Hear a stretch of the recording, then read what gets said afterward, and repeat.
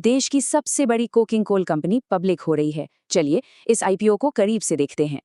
तो Bharat coking coal, जिसे BCCL भी कहते हैं, पहली बार अपने शेयर बाजार में ला रही है। अब सवाल है, ये कंपनी आखिर कितनी बड़ी है?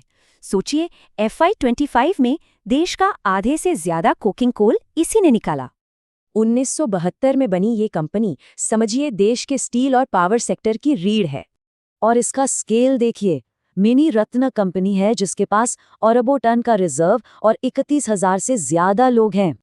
अब इनका कोयला जाता कहाँ है? देखिए, करीब 78% तो सिर्फ पावर इंडस्ट्री में ही चला जाता है।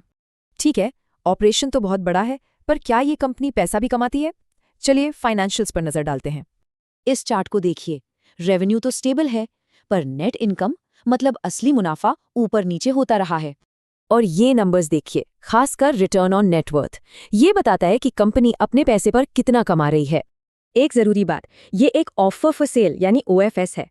पैसा कंपनी को नहीं, सरकार को मिलेगा। तो ये कोई छोटा मोटा इशू नहीं है। 40 करोड़ से ज्यादा शेयर दोनों बड़े एक्सचेंजों पर लिस्ट होंगे। शेयर मिलेंगे किसे? 50% बड़े इंस्टीट्यूशंस को और एक बड़ा हिस्सा 35% रिटेल इन्वेस्टर्स के लिए रखा गया है। चलिए अब देखते हैं कि ग्लोबल कंपटीशन के सामने बीसीसीएल कैसा परफॉर्म कर रही है। क्योंकि ये आईपीओ है तो पीई रेशियो अभी नहीं है, पर इसका रिटर्न ऑन नेटवर्थ काफी कॉम्पिटिटिव दिख रहा है।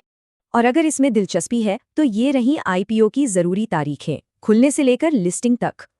तो एक सरकारी महारत ही अब शेयर बाजार में आ रहा है। देखना होगा कि ये भविष्य में मार्केट लीडर बन पाएगा या नहीं।